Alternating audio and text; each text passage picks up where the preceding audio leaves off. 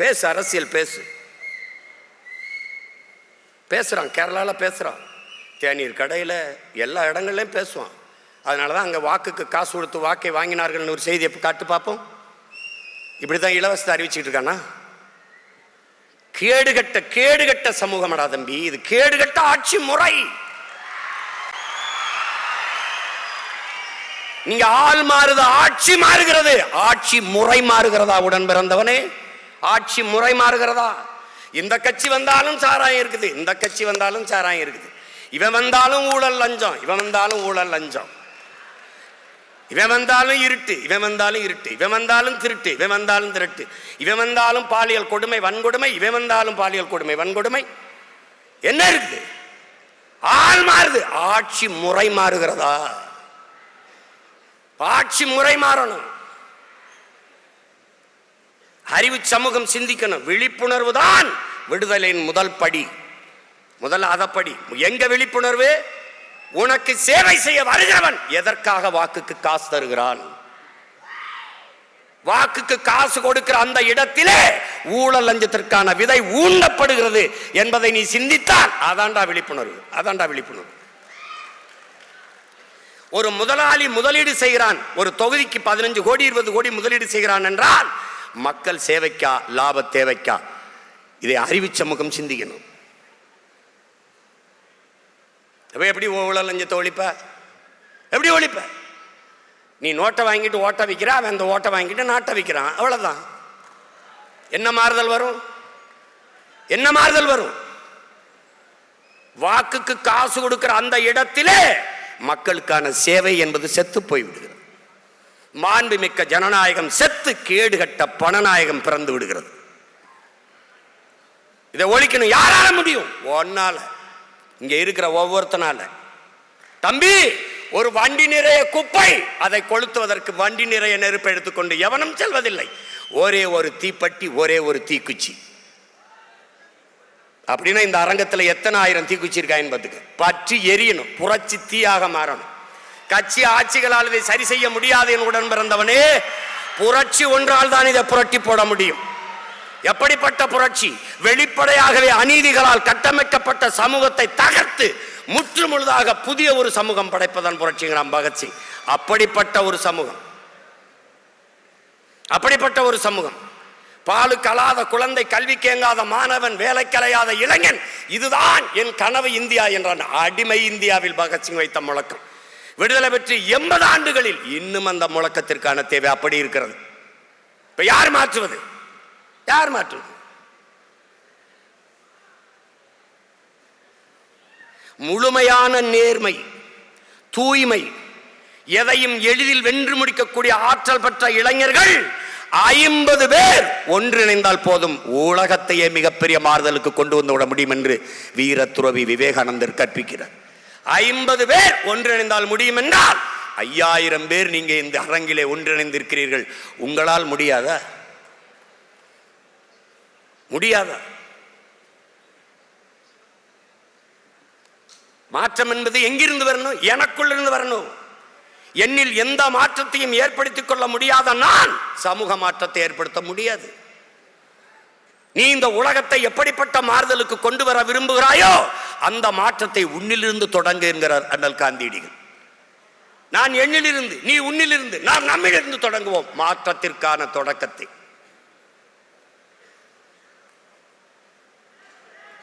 ஒரு அறிவு சமூகம் ஆழ்ந்து சிந்திக்கணும். இலவசம் இலவசம் எல்லாம் கொடுக்குறான். 5000 ரூபா கொடுக்குறான், 10,000 ரூபா கொடுக்குறான். எங்கிருந்து அவங்க அப்பன் சொத்தை வித்துட்டா கொடுக்குறான்? எங்கிருந்து கொடுக்குறான்? என்ன பரம்பரை சொத்தா? எங்கிருந்து கொடுக்கிற? இலவசத்தில் இழக்கிற பணத்தை எங்கிருந்து எடுக்கிறாய் என்ற கேள்வி வந்துவிட்டால் அது விழிப்புணர்வு. அந்த இடத்துல தான் மாற்றத்துக்கான சிந்தனை பிறக்குது. எங்கிருந்து கொடுக்கிற? ஆறுதலால் காயங்கள் ஆறுவதில்லை, அழுவதனால் எதையும் அடைந்து விட முடியாது, தூறல்களால் பயிர்கள் விளையாது என்கிறார் நம்முடைய தவத்திருக்குன்றக்குடியில் அடிகளார் அவர்கள். என் தேசத்தை நாசமாக்கிய ஒரே சொல் இலவசம். என்ன இலவசம் கொடுக்கிற? எதுக்கு இலவசம் கொடுக்கிற? 10 லட்சம் கோடி கடனுல நாடு, இதுல இலவசம் வேற பெருவெக்க கேடு. தம்பி, 10 லட்சம் கோடி கடனுல நாடு, இதுல இலவசம் வேற பெருவெக்க கேடு, பார்க்க சகிக்கல சனம்படும் பாடு, இத வளர்ச்சின்னு வாய்கிளிய போடுறான் போடு. என்னம்மா தேவி சக்கம்மா, நாடு நாசமா போகுதே நியாயம்மா, கண்ணை திறந்த பாரம்மா, எங்க கவலைய கொஞ்சம் நீதீரம்மா. ஊழல் லஞ்சத்துல ஊறி கிடக்குறான், உண்மை நேர்மைன்னா என்னன்னு கேட்குறான். ஓட்டுக்கு காசை வாரி இறக்கிறான், உழைக்கி மக்களைத்தான் வயிற்றில் அடிக்கிறான். என்னம்மா தேவி சக்கம்மா, நாடு நாசமா போகுதே நியாயமா. பாதுகாப்புன்னு எதுவுமே இல்லை, பச்சை பிள்ளைக்கும் பாலிகள் தொல்லை, நாட்டில் நடக்குது கொலை கொள்ள, இந்த கொடுமையை எங்கேதான் போய் சொல்ல. என்னம்மா தேவி சக்கம்மா, நாடு நாசமா போகுதே நியாயமா. நாசமா ஆக்கிட்டான். இவர் 2000னா அவர் 2000, இவர் 2500. இந்த அண்ணன் பாண்டியராஜன் படத்தில் ஒரு ஏலம் விடுவாங்க, 2000, 3000, 4000, கடைசியா பிம்பிளிக்கு பிளாப்பிம்பாங்க. அதான் நடக்குது இங்க. எங்கிருந்து எடுப்ப? 10 லட்சம் கோடி கடன், வட்டி மட்டும் 1 லட்சம் கோடி. என் உடன் பிறந்தவனே 1 லட்சம் கோடி. நாட்டின் நிதிநிலை அறிக்கை 3 லட்சம் கோடி தான் பட்ஜெட். ஆனால் 1 லட்சம் கோடி வட்டி கட்டுகிறார்கள். யார்? ஒரு கடன் பெறுகிறவன் என்ன பண்ணுவா? உன்னை ஈடு கேட்பான், ஒரு அடமானமா சொத்தை கொடு, இல்லை கட்டடத்தை, எதை வீடு எதையாவது காட்டணும். இவர்கள் எப்படி கடன் பெறுகிறார்கள்? எப்படி? ஒன்று மண்ணின் வளத்தை வைக்கணும், இல்லை மக்களின் நலத்தை வைக்கணும். மக்களின் வரியை 3 முறை மின்கட்டண உயர்ந்திருக்கு இந்த ஆட்சியில் மட்டும். 3 முறை சகிக்க முடியாத மின்கட்டண உயர்வு, சொத்து வரி உயர்வு. அப்புறம் இலவச பேருந்து. இப்படி இலவச பேருந்துனா 1 லட்சம் கோடி ஏற்கனவே அதில் கடன் இருக்கு, இழப்பு இருக்கு. இலவச பேருந்து யார் கேட்டது? தரமான பேருந்து தான் கேட்குறோம். அந்த பேருந்தை ஓட்ட பாதை இருக்கா, சாலை இருக்கா, சாலையா இருக்கா, சவக்குழியா இருக்கா? யார் இதெல்லாம் கேட்கறது? யார் கேட்கறது சொல்லு. முன்னாடி ஒரு விளம்பரம் வரும், பைக் உந்தூர்ல இருக்குல்ல, அதுக்கான சாக்கப் சார், அதுக்கு ஒரு விளம்பரம் போட்டுருந்தான். இப்போ கூட வரும்னு நினைக்கிறேன். ஒரு பொம்பளை பிள்ளை என்ன பண்ணு, 4 குடத்தை அப்படி வச்சுக்கிட்டு நிற்கும். அவன் ஒருத்தர் மோட்டர் சைக்கிள் இப்படி வருவான், உந்தூரில் வருவான். வந்தவொடனே கையை காட்டும், ஏற்றிக்கிடுவான், குடத்தை பிடிச்சிக்கிறோம். அதாவது குண்டும் குழியுமா இருக்கிற பாதையில் கூட கீழே விழாமல் அந்த அப்படி குளிங்க அழகாக போகுதுன்னு சாக்கப் சார் விளம்பரம். இப்போ நம்ம கிட்ட சொல்ற பைத்தியக்கார பயல, பாதையை ரோடை ஒழுங்கா போடுறா, ரோடை ஒழுங்கா போடு. குண்டும் குழியுமா இருந்தால் கூட பள்ளமேட்டில் கூட அப்படி விழாம அந்த வண்டி போகுதுன்னு விளம்பரம். எப்படி இருக்கு? எங்கே போகுது இந்த நாடு? எங்கே போகுது சொல்லு. 196 லட்சம் கோடி நம்ம நாடு, இந்திய நாடு பெற்றிருக்க கடன். பிறகு ஒவ்வொரு மாநிலமும் 10 லட்சம் 15 லட்சம் கோடிகளை பெற்றால் 500 கோடி கிட்ட வருது. என் அன்பு பிள்ளைகளே, ஒரு கடன் பெற்று கடன் சுமையை கட்ட முடியலன்னா வீடே விஷம் குடிச்சு செத்ததற்கு, தற்கொலை பண்ணி செத்ததற்கு வீடு. அப்ப நாடு கடன் ஆயினால் என்ன ஆகும்? ஏன் இதை அறிவு சமூகம் சிந்திக்கிறது இல்லை? இப்படி கடன் பெற்று இந்த 5 ஆண்டு கால ஆட்சியில் மட்டும் 4.5 லட்சம் கோடி கடன். கேள்வி என்ன? கடனை வாங்கி மின் உற்பத்தியில் தண்ணீரை வடைஞ்சிட்டீங்களா? தடையற்ற மின்சாரம் கொடுத்துட்டீங்களா? பயணிக்க நல்ல பாதையை போட்டீங்களா? ரோடு போட்டீங்களா? அருமையான போக்குவரத்தா? இல்லை என்ன கொடுத்துருக்கு? என்ன கொடுத்துருக்கு அரசு? எதையாவது ஒன்றை நாட்டு மக்களுக்கு நிறைவேற்றிருக்கிறது? ஒரு நலத்திட்டத்தை சிறப்பா ஏதாவது சொல்லு. ஒரு நாடு வளர்ச்சி என்று கட்டமைப்பதே கடனின் வளர்ச்சியைத்தான். வேற என்ன வளர்ச்சி இருக்கு? இவர்கள் கற்பிக்கிற வளர்ச்சி என்ன? நீ பட்னி எடுத்து செத்தினா கட்டையில் எரிக்காம கரண்ட்ல எரிக்கிறது வளர்ச்சி, டெவலப்பு. டெல்லியில் ஒரு இது வந்தது, நான் கூட போட்டு காட்டுறேன் பாரு இந்த வாட்டி. ஒரு அம்மா நிறுத்தத்தில் வண்டியை நிறுத்துது. ஒரு பிச்சைக்காரர் அப்படி கையேந்தி காசு கேட்குறாரு. அந்த அம்மா கேஷ் நகைங்குது, என்கிட்ட பணம் இல்லைங்குது, ஒன்லி கார்டு, அட்டை தாங்குது. உடனே அவர் இந்த பைக்கில் இருந்து ஒரு ஸ்வீப் மிஷின் எடுத்து அப்படி நீட்டுறாப்ல.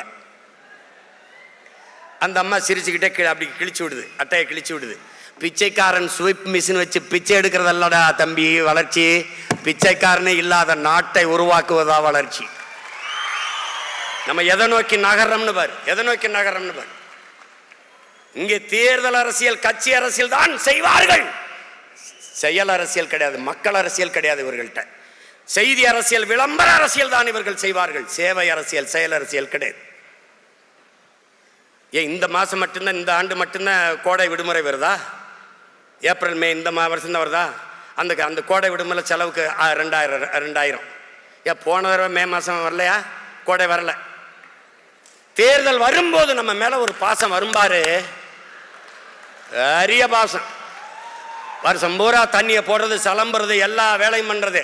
கோயிலில் திருவிழா வந்தவொடனே அப்படியே மாலையை போட்டு அப்படியே விரதம் இருந்து அப்படி தீ மிதிக்கிறது, பக்தியை காட்டுறது. அது கோயில் திருவிழா. இது தேர்தல் திருவிழா, மக்கள்கிட்ட பக்தியை காட்டுறது. நான் வந்தா 2000 தரேன், நான் வந்தா 3000 தரேன். இங்கே தங்கச்சி எல்லாம் பேசுனாங்க, கூட்டணி ஆட்சி, தனி எந்த ஆட்சியாக இருந்தாலும் நல்ல ஆட்சியாக இருக்கணும், அதுதான் இங்கே முக்கியம். இத்தனை கட்சியை கூட்டி சேர்ந்துக்கிட்டு வர மகாராசா, நீ எதுக்கு ஓட்டு காசு கொடுக்குற? நீ தான் நல்ல ஆட்சி கொடுத்துட்டியே. நல்ல ஆட்சி கொடுத்தா நான் என் ஆட்சியின் சிறப்பை பார்த்து எனக்கு வாக்கு செலுத்துங்கன்னு கேட்க வேண்டியது என்ன? கேட்க மாட்டார்கள். இது அறிவு சமூகம் புரிஞ்சுக்கிறணும். என் அன்பு பிள்ளைகள், மார்க்சிங்கார்கி சொல்றான்ல, போர்க்குணமற்ற உயிரினங்கள் உலகில் பரிதாபகரமானவை, போராட்டமே வாழ்வின் இருத்தலை உறுதி செய்கிறதுங்கிறான். போராடும் போதுதான் மனிதனை பிறக்கிறாங்கிறான். மற்ற இனங்களுக்கெல்லாம் வாழ்க்கையில் எப்போதாவது போராட்டம், நம்ம இனத்திற்கு வாழ்க்கையே போராட்டமாக மாறி நிற்குது. போராட்டமே வாழ்க்கையா மாறி நிற்குது. ஆசிரியர் வீதிக்கு வந்துட்டான், சம்பளம் கொடுக்க முடியல. பகுதி நேர ஆசிரியர் பணி நியமனம் கேட்கிறான். உயிரை காக்கிற மருத்துவர்கள் வீதியில் நிற்கிறாங்க. உயிரை காக்கிற சேவை பெண்கள், செவிலியர்கள் வீதியில் நிற்கிறாங்க. உலகத்திற்கு உணவு கொடுக்கிற வேர்வை சிந்தி விளைய வச்ச நெல்லை கொள்முதல் செய்து சேமிப்பு கிடங்களே சேமிக்காது சாலையில் போட்டு முளைக்க விட்டுட்டீர்களே என்று வேர்வை சிந்தி உழைச்சவன் கண்ணீர் சிந்திக்கு நிற்கிறான் வீதியில். வேளாண்குடி மகன் மீனவன் கடலுக்குள்ளே மீன் பிடிக்கிற உரிமை இழந்து நிற்கிறான். எல்லாரும் வீதியில் வந்து போராடுகிற போது இவர்கள் சொல்கிறார்கள், நாங்கள் நல்லாட்சி கொடுத்து கொண்டிருக்கிறோம் என்று. ஆசிரியர்கள் கேட்கிற அந்த சம்பளர்கள் சம வேலை, சம வாய்ப்பு, சம்பளம் கொடுன்னு, அதுக்கு வெறும் 58 கோடி தான் தேவைப்படுது. ஆனால் 6800 கோடியை இவர்கள் இலவசமாக கொடுக்கிறார்கள். ஒரே நாளில் 1 கோடியே 31 லட்சம், வங்கி கணக்கில் 5000 போகுது. யாரு காசு? யாரு காசு? இந்த 6800 கோடியை இழக்கிறீர்களே, எப்படி இட்டுவீங்க? எப்படியாவது ஆட்சிக்கு வந்துடணும், எதையாவது கொடுத்து ஆட்சிக்கு வந்துடணும். அதனாலதான் அன்பு பிள்ளைகளே, இவர்களின் நோக்கம் நம்மை ஏமாற்றுவது, நம்முடைய நோக்கம் இந்த நிலையில் இருந்து மாற்றுவது. இதுதான் புரிஞ்சுக்கணும். இங்கே பேசிய பிள்ளைகள்லாம் வரலாறு எவ்வளவு முக்கியம் என்று பேசினார்கள். வரலாற்றில் தெளிவு வராத எந்த இனமும் எழுச்சி வர முடியாதுங்கிறான் புரட்சியாளர் லெனின். வரலாற்றை மறந்துவிட்ட இனம் சுடுகாட்டில் இறந்து கிடக்கிற பிணம்ங்கிறான் ஓசிமின். வரலாற்றை படிக்காதவன் வரலாற்றை படைக்க முடியாது என்கிறார் புரட்சியாளர் அண்ணல் அம்பேத்கர் அவர்கள். வரலாறு தான் ஒவ்வொரு இனத்திற்கும் வழிகாட்டு. அதனால்தான் எங்க தலைவர், சத்தியம் நமக்கு சான்றாக இருக்கிறது, வரலாறு நமக்கு வழிகாட்டுது என்கிறார். வரலாறு என் வழிகாட்டி என்கிறார். அதைத்தான் உங்கள் உடன் பிறந்தவன் சொல்கிறேன். வேற இழந்த மரமும் வரலாற்றை இறந்த இனமும் வாழாது, வரலாற்றை மறந்த இனமும் வாழாது. வரலாறு தான் ஒவ்வொரு தேசிய இனத்திற்கும் வழிகாட்டும் என்பதை என் அன்பு பிள்ளைகள் புரிந்து கொள்ளணும். வரலாறு என்பது தலையில் கிரீடம் சுமப்பதும் பளபளக்கும் பட்டாடைகள் அணிவதும் அல்ல, தழும்புகளை தடவி பார்த்து தவறுகளை திருத்திக் கொள்வதுதான் வரலாறு. அதுக்குத்தான் வரலாறு. நாம் எங்கே வாழ்ந்தோம், எங்கே வீழ்ந்தோம் என்பதை. ஏன்னா படிப்பறிவை விட பட்டறிவு மேலானது. என் உடன் பிறந்தவனே, பட்டறிவு மேலானது. அதான் சொல்றான்ல, மாணவர்களுக்கு சொல்றான் மார்க்ஸ், நீங்க படித்த ஆசிரியர்கிட்ட படிக்காதேன்றான். அப்ப என்ன செய்யலாம்? படித்து கொண்டிருக்கிற ஆசிரியரிடம் கற்றுக்கொள்ளுங்கிறான். நாங்க தான் படிச்சுட்டோமே, எம்எஸ்சி, எம்ஃபில், எம்எட். இப்ப என்ன படிக்கிற? வாசிப்பது என்பது சுவாசிப்பது போல இருக்கணும், தினம் படிக்கணும். அண்ணல் அம்பேத்கர் சொல்றாரு, அன்பு பிள்ளைகளே, அறிவை தேடி ஓடுங்கள், நாளைய வரலாறு உங்கள் நிழலை தேடி ஓடி வரும்ங்கிறது. ஒரு மனிதன் வாழ்நாளில் 10,000 புத்தகங்கள் படித்திருக்க வேண்டும், 10,000 மைல்கள் பயணம் செய்திருக்க வேண்டும் என்று சீன பொன்மொழி சொல்லுதுன்னு பயணம்ங்கிற நூல் ஐயா இறையன் எழுதியிருக்கார். நீ படிக்கணும். 10,000 புத்தகங்கள் வாழ்நாள் முழுக்க படித்திருக்க வேண்டும் என்கிறார். ஆனால் உலகிலே 64,000 புத்தகங்களை படித்த ஒருவன் நம்முடைய அண்ணல் அம்பேத்கர் அவர்கள் என்பதை அறிவு சமூகம் புரிந்து கொள்ளணும். படுக்கிற இடம் கூட படிக்கிற இடத்திற்கு அருகில் இருக்க வேண்டும். நூலகம் எங்கு இருக்குதோ அதற்கு அருகிலே அறை எடுத்து தங்கிய மகான் நம்முடைய அண்ணல் அம்பேத்கர் அவர்கள். ஆஸ்திரேலிய நாட்டிலே அந்த நாட்டின் பிரதமர் உலகின் தலை சிறந்த கல்வியாளன் சிலையை திறக்கப் போகிறோம் என்றார்கள். எல்லோரும் எதிர்பார்த்து காத்திருந்தார்கள். அன்பு தங்கைகளே, தம்பிகளே, அவன் வாகனம் ஓடிக்கொண்டே இருந்தது. போய் அந்த அரங்கிலே ஆகச்சிறந்த உலகின் தலை சிறந்த கல்வியாளன் சிலையை திறந்தார். ஒரு சிவப்பு துணியிலே, பட்டு துணியிலே போர்த்தி வைத்திருந்தார்கள். அந்த சிலையை திறந்தான். அது புரட்சியாளர் அண்ணல் அம்பேத்கர் சிலை என்பதை அறிவு சமூகம் புரிந்து கொள்ளும். அவர்தான் சொல்றார், அதிகாரம் மிக வலிமையானது என்கிறார். அதை படித்த உங்கள் உடன் பிறந்தவர்கள் அதிகாரம் மிக வலிமையானது, அடைந்து விட்டால் அனைத்தும் எளிமையானது என்ற முழக்கத்தை பின்னாடி சேர்த்தோம். இழந்துவிட்ட உரிமைகளை பிச்சை கேட்டு பெற முடியாது, போராடித்தான் பெற்றாக வேண்டும் என்கிற முழக்கத்தை முன்வைத்தவரும் அவர்தான். இருக்கிற உரிமைகளை காக்க, இழந்த உரிமைகளை மீட்க நமக்கு இருக்கிற ஒரே வழி அரசியல் விடுதலை. இங்கே வந்த கட்சிகள் எல்லாம் அரசியல் விடுதலை என்று பேசி வந்தார்கள். பிறகு அரசியல் வியாபாரமாக மாற்றி நீத்திருக்கிறார்கள். எங்க சீட்டு நோட்டம் அதிகம் வருதோ அங்க போய் கூட்டணி வைக்கிறது. அப்ப கூடி கொள்ளையடிச்சா சரியாயிருதா? கூடி எல்லாரும் சேர்ந்து கொலை பண்ணா கொலை சரியாயிருமா? நாங்க தனித்து நிற்கிறோம் என்றால் தனித்து நிற்கிறோம், தனித்துவத்தோடு நிற்கிறோம், உயர்ந்த தத்துவத்தோடு நிற்கிறோம். கொள்கையில் தெளிவு, குழப்பமில்லா முடிவு. எங்கள் ஒரே நோக்கம், எங்கள் திருநாட்டில் எங்கள் நல்லாட்சி, உலகத்தின் தலை சிறந்த நாடாக என் தாய் நாட்டை மாற்றி படைப்பது. பசி, பஞ்சம், ஊழல், லஞ்சம், கொலை, கொள்ளை, சாதிய இழிவு, தீண்டாமை, அடக்குமுறை, ஒடுக்குமுறை, பெண்ணி அடிமைத்தனம், வளக்கொள்ளை, மதுமத போதை ஏதுமற்ற ஒரு தூய தேசம், புதிய ஒரு தேசம் செய்வோம், மக்கள் புரட்சியால் அதை உறுதி செய்வோம் என்ற முழக்கத்தை முன்வைத்து உங்கள் பிள்ளைகள் இந்த களத்திலே உங்கள் உடன் பிறந்தவர்கள் நிற்கிறோம். அதெல்லாம் அறிவு சமூகம்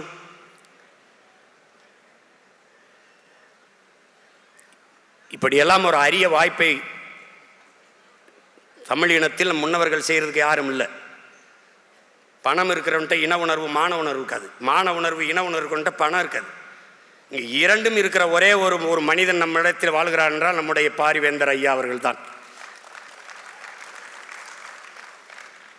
அந்த பாட்டில் தாயே, தமிழ் தாயே எங்களை மன்னிச்சுக்க, தமிழ்நாட்டை ஆள்றதுக்கு ஒரு தமிழ் இல்லையான்னு எங்கள் ஐயாவுடைய குறையை போக்கத்தான் அவர் பிள்ளை தொடர்ந்து போராடிக்கிட்டு இருக்கேன்.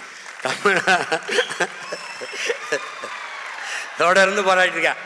பல பேர் என்னையும் காலி பண்ணுறதுக்கு எப்படியாவது அந்த கூட்டணிக்குள்ள போயிரு, எப்படியாவது போயிரு. அவங்க வந்து பேசுறதெல்லாம் பாருங்க, இவ்வளவு கோடி கொடுக்குறோம், இவ்வளவு ஆயிரம் கொடுக்குறோம், இத்தனை ஆயிரம் கோடி கொடுக்குறோம், இவ்வளவு பதவி கொடுக்குறோம், நீங்கள் நல்லா இருப்பீங்க, நான் நல்லா இருப்பேன், நாடு மக்களுக்கு நாசமாயிருவாங்க, பரவாயில்லையா? எப்படி இருக்கு பாருங்க. இல்லை, பதவி என்பது மக்களுக்கான உதவியாக இருக்கணும். மக்களை வைத்து பிழைப்பதல்ல அரசியல், மக்களுக்காக உழைப்பது தான் அரசியல். இந்த கோட்பாட்டை பிரிந்து கொண்டு ஒரு தலைமுறை வரணும். மாசத்துங்க சொல்கிறான், இந்த உங்களை மாதிரி இருக்கிற பலாயிரக்கணக்கான இளைஞர்களை கூட்டி வச்சு சொல்கிறான். என்ன சொல்கிறான்? எல்லாரும் எழுதி எழுதி வச்ச எழுதாத வெள்ளைத்தாள்களை எனக்கு தாருங்கள்ன்றான். ஏன்னு கேட்குறான். எல்லாரும் எழுதி எழுதி வச்சதில் நான் என்ன புதுசாக எழுதினாலும் அது சரியாக வராது. நான் ஆகச்சிறந்த ஒன்றை எழுதப் போகிறேன், அதனால் எனக்கு எழுதாத வெள்ளைத்தாள்களை தாருங்கள். அப்படி எழுதாத வெள்ளைத்தாள்கள்கிட்ட வந்து பேசுறது காரணம் அதுதான். அண்ணன் பேசுனது உங்களை மகிழ்வித்தான் நான் மகிழ்வேன். ஒரு நொடியனும் சிந்திக்க வைத்தால் நான் பிறந்த பயனை அடைவேன். உடன் பிறந்தவனே, நான் பிறந்த பயனை, என் பிறவி பயனை அடை. இதனால ஒரு அறிவு சமூகம், உங்கள் கல்வி, உங்களுடைய ஆற்றல் இந்த சமூக மாறுதலுக்கு வித்திட வேண்டும். இந்த சமூக மாறுதலுக்கு நீங்கள் பாடுபட வேண்டும். தன்னலமற்று உண்மையும் நேர்மையுமாக இந்த மண்ணுக்கு மக்களுக்கும் உழைக்க வேண்டும் என்கிற உறுதியோடு என் அன்பு பிள்ளைகள் வர வேண்டும். இன்று அறிவு கருவறையில் இருக்கிறீர்கள். நாளைக்கு இந்த கல்வியை கொண்டு இந்த தமிழ் சமூகத்தின் மாறுதலுக்கு, அதன் உயர்விற்கு நீங்கள் அரும்பாட ஆற்ற வேண்டும் என்ற அன்போடு உங்களை வேண்டுகிறேன். வாக்கு என்பது வலிமை மிக்க ஒரு ஆயுதம். மதிப்புமிக்க நம் உரிமைகளை சில ரொட்டி துண்டுகளுக்காக விற்பதென்பது அவமானகரமானது என்கிறார் அண்ணல் அம்பேத்கர். என் அன்பு பிள்ளைகளே, நீங்கள் உங்களை சார்ந்த உறவினர்கள், நண்பர்களிடத்திலே சொல்லுங்கள், வாக்கை விற்பது கூடாது. கொள்கை இல்லாத அரசியல் பாவம் என்கிறார் அண்ணல் காந்தியடிகள். கொள்கை இல்லாத அரசியல் வியாபாரம் என்கிறார் நம்முடைய தாத்தா தெய்வ திருமகன் முத்துராமலிங்க தேவர் அவர்கள். இதை இரண்டையும் நாம் செய்யக்கூடாது என்கிற எண்ணம் உங்கள் எல்லோருக்கும் இருக்க வேண்டும். நீங்கள் என் அன்பு பிள்ளைகளே, உங்களுக்கிடத்திலே உங்கள் உடன் பிறந்தவன் கேட்கிறேன், பொழுதுபோக்கு தளத்தில் இல்லாது போராட்ட களத்தில் உங்களுக்கான தலைவனை தேடுங்கள். காத்தடிக்கிற திசையெல்லாம் பறந்து போகிற பதறாக இல்லாமல் புயலே அடித்தாலும் அதே இடத்தில் கிடக்கிற வீரியமிக்க நெல்மணிகளாக இருங்கள். நீங்கள் மாசேத்துங் சொன்னது போல இந்த நாடு உங்களுடையது, எங்களுடையதும் கூட, ஆனாலும் நாடு உங்களுடையது என்று இளைஞர்கள்டே அவன் சொன்னதை என் உயிர் தம்பி தங்களிடத்திலே உங்கள் அண்ணன் சொல்லுகிறேன். இந்த நாடு உங்களுடையது. இந்த நாட்டை வளமையான ஒரு புரட்சிகரமான நாடாக மாற்றி படைக்க வேண்டிய பொறுப்பும் கடமையும் உங்கள் ஒவ்வொருவருக்கும் கையளிக்கப்பட்டிருக்கிறது என்பதை உணர்ந்து கற்றறிந்த மேன்மக்களாக வந்து இந்த நாட்டை மேம்படுத்த அரும்பாடு ஆற்றுங்கள். இந்த நிகழ்வு சொல் தமிழா சொல் என்பது மூலமாக எத்தனை வீரியமிக்க விதைகள் இந்த களத்திலே இந்த நிலத்திலே முளைத்து வருகிறார்கள் என்பதை பார்க்கிறீர்கள். அவர்கள் பேசும்போது தடையின்றி அந்த தமிழை எடுத்து பேசுகிறார்கள். பெரும்பாலும் அவர்கள் ஆங்கிலம் கலவாமல் பேசுகிறார்கள். ஒன்றுதான் உங்களிடத்திலே உங்கள் உடன் பிறந்தேன் சொல்வேன், ஆங்கிலம் பேசினால் ஆங்கிலத்திலே பேசுங்கள், குறைந்தபட்சம் அந்த மொழியை பெருமைப்படுத்துங்கள். தமிழ் பேசினால் தமிழிலே பேசுங்கள், நம் தாய்மொழியை தயவு செய்து வாழ வையுங்கள். ரெண்டையும் சேர்த்து புதிதாக தங்கிலீசை உருவாக்கி விடாதீர்கள். தொலைக்காட்சியில் எதையா திரும்பினா பாருங்கள், ஏன்டா மச்சான் டென்ஷனாக இருக்க, ஃபீல் பண்ணாதடா, கரெக்டாகிரும்டா, எல்லாம் திங்க் பண்ணி ஃபீல் பண்ணி வாக் பண்ணியாக பேசி என் அன்னை தமிழை பன்னி தமிழாக மாற்றியதை தவிர இவர்கள் ஒன்றும் செய்யணும். அதிலிருந்து நல்ல தமிழை வளர்க்க வார்க்க இந்த சொல் தமிழா சொல் நிகழ்ச்சி பயன்படுகிறது. அதை தமிழ் பேராயம் ஒரு பெரும் பணியாக செய்கிறது. அந்த தமிழ் பேராயத்தை தோற்றுவித்த எங்களுடைய போற்றுதற்கும் வணக்கத்திற்குரிய பெருந்தகை நம்முடைய வேந்தர் ஐயா அவர்களுக்கும், அதன் தலைவராக இருந்து அரும்பாடாற்றி கொண்டிருக்கிற ஐயா கரு நாகராஜன் அவர்களுக்கும், எல்லா வழியிலும் துணை நிற்கிற என்னுயிர் இளவல் அருணாச்சலம் அவர்களுக்கும், பசி நேரமாகிவிட்டது, செவிக்கொண்டது உள்ளாத போது சிறிது வயிற்றுக்கு மீயப்படுங்கிறான். இருந்தாலும் என் அன்பு பிள்ளைகள் இவ்வளவு நேரம் அண்ணனுடைய உரை கேட்டு நீங்கள் அமர்ந்திருக்கிறது எனக்கு பெருமையும் மகிழ்ச்சியும். இப்போது கலைவோம், இன்னொரு முறை இணைவோம். புரட்சி எப்போதும் வெல்லும், நம் வெற்றி அதை சொல்லும். வணக்கம்.